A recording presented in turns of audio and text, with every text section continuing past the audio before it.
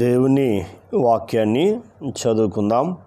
యోబు గ్రంథము 24వ అధ్యాయము 22వ వచనము 23వ వచనము 2 వచనాలు చదువుకుందాం. ఆయన తన బలము చేతను బలవంతులను కాపాడుచున్నాడు. కొందరు ప్రాణమును గూర్చి ఆశ విడిచినను వారు మరల బాగుపడుదురు. ఆయన వారికి అభయమును దయచేయును గనుక వారు ఆధారము నొందుదురు. ఆయన వారి మార్గముల మీద తన దృష్టి నుంచును.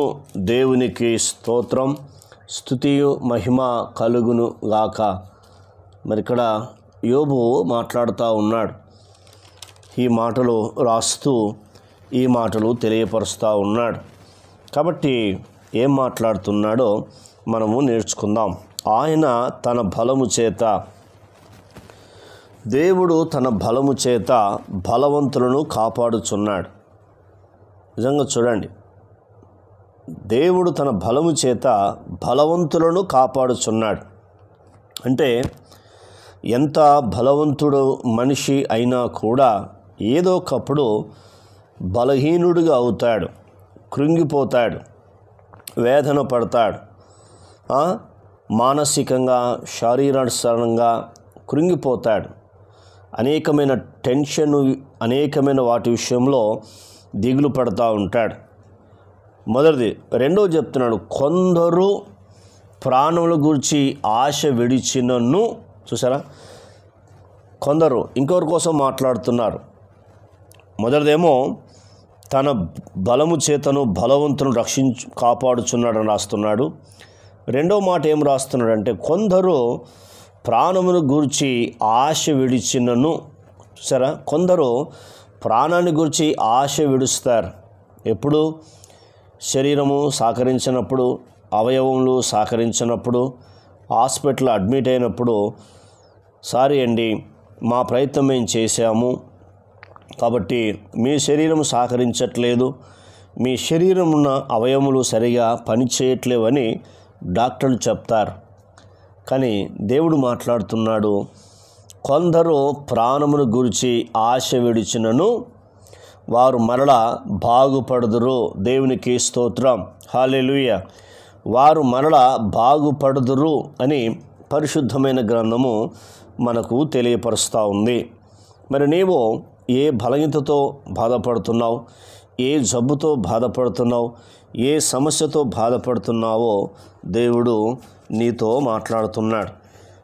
ఈ మాటలు నీవు ఎప్పుడైతే గ్రహిస్తావో, గ్రహించినప్పుడు నీవు ఆశ విడిచినను సరే, నీ ఇంటివారు ఆశ విడిచినను సరే, కానీ దేవుడు మాట్లాడుతున్నాడు, వారు మరలా బాగుపడుదురు.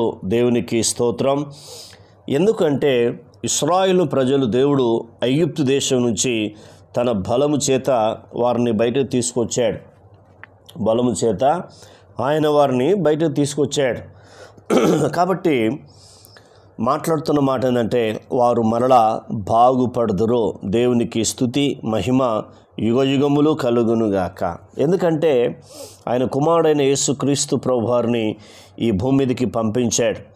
పంపించి మరణ భయము చేత ఎవరైతే దాస్యముకు లోబడుతున్నారో, మరణ భయము చేత ఎవరైతే భయపడుతున్నారో, ఎవరైతే ఆశను విడిచారో వారిని దేవుడు ఏం చేశాడంటే మరలా బాగుపడుదురు, బాగుపరిచెను అని రాస్తున్నాడు. మూడవది, ఆయన వారికి అభయము దయచేయును. దేవునికి స్తోత్రం.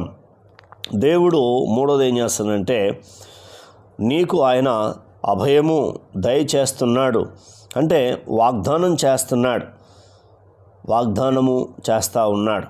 కాబట్టి మరి దేవుడు మాట్లాడుతున్న మాటలు ఎంత ఆదరిస్తున్నాయి, ఎంత మనను ఓదారుస్తున్నాయి, ఎంత మనలో ఉన్న బలహీనతల నుంచి విడుదల కలుగుతున్నాయో మనకు అర్థమవుతుంది. మూడోది ఏమంటారు, ఆయన వారికి అభయము దయచేయును. నాలుగోది, గనుక వారు ఆధారము నొందుదురు. దేవునికి స్తోత్రం, హల్లెలూయా. గనుక వారు ఆధారము నొందుదురు అంటున్నారు. అంటే దేవుడే ఆధారము, దేవుడే సర్వము, దేవుడే దిక్కు, ఆయన మన ప్రాణము, మన ఊపిరి, సమస్తము ఆయన్నే. కాబట్టి 4 చెప్తున్నాడు, వారు ఆధారం నొందుదురు. 5 మాట్లాడుతున్నారు, వారి మార్గముల మీద తన దృష్టి నుంచును. అంటే ఆయన వారి మార్గముల మీద తన దృష్టి నుంచును అంటున్నాడు. అంటే దేవుడు నీవు నడుస్తున్న మార్గములో ఏం చేస్తాడంటే తన దృష్టిని ఉంచాడు, తన కాపుదలను ఉంచాడు, తన భద్రతను ఉంచాడు. కాబట్టి మనకు మాట్లాడుతున్న మాటలు ఎంత అమూల్యమైనవి చూడండి. ఇక్కడ మనం చూస్తున్నప్పుడు ఆయన అనే పదాన్ని మనం 22వ వచనంలో చూస్తున్నాం. మళ్ళీ ఇక్కడ మనం చూస్తున్నప్పుడు 23వ వచనంలో కూడా ఆయన, తర్వాత చివరిలైన కూడా ఆయన అనే మాట మనకు 3 సార్లు ఇక్కడ రాయించాడు యోబు ద్వారా. కాబట్టి దేవుని యొక్క మాట నిన్ను ఏం చేస్తుందంటే కాపాడుచున్నాడు. తర్వాత మరలా నిన్ను బాగుపరుస్తున్నాడు, నీకు అభయము దయచేస్తున్నాడు, నీకు ఆధారము అని దేవుడు మాట్లాడుతున్నాడు. తర్వాత నీ మీద దృష్టి ఉంచానని మాట్లాడుతున్నాడు. కాబట్టి ఇన్ని వాగ్దానంతో కూడిన మాటలు దేవుడు మనతో మాట్లాడాడు. కాబట్టి నీవు ఈ వాగ్దానాన్ని ఎత్తిపట్టి ప్రార్థన చేయాలి, ఆయన సన్నిధానంలో కూర్చోవాలి. గోజాడి ప్రార్థన చేస్తున్నప్పుడు ఈ వాగ్దానం ఖచ్చితంగా నీవు నీ కుటుంబం పొందుకుంటారు. ప్రార్థన. కన్న తండ్రి, మీకు స్తుతి, మీకు మహిమ కలుగును గాక అని అడుగుచున్నాం. అయ్యా, మీ బలము చేత బలవంతులను కాపాడుచున్నాడని మాట్లాడిన దేవుడు నీకు స్తోత్రాలు నానా, మీకు వందనాలు చెల్లిస్తున్నాం. అయ్యా, కొందరు ప్రాణము గురించి ఆశ విడిచినప్పుడు వారు మరలా బాగు చేస్తానని వాగ్దానం చేశావు. అందుకే మీకు స్తోత్రములు, మీకు వందనాలు చెల్లిస్తున్నాం. అయ్యా తండ్రి, 3వది అభయమిచ్చే దేవుడవు తండ్రి, నీకు వందనాలు. అయ్యా 4వది మాకు ఆధారము నీవు అని చెప్పావు, అందుకు మీకు స్తోత్రములు.